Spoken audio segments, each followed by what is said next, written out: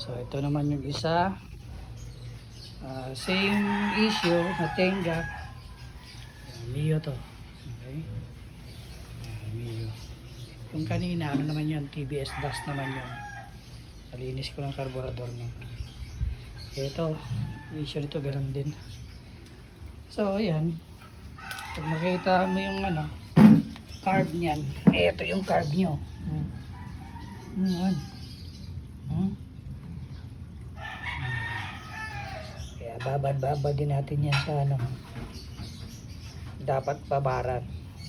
Mga legend na nakakalam ko anong gamit pang ano, pang babad yan. Although meron naman tayong ano, cleaner, pwede naman to. Pero pag ganyan, may iba pa tayong ginagamit pang babad yan. Okay, yan lang po. Problema niyan. Patenga.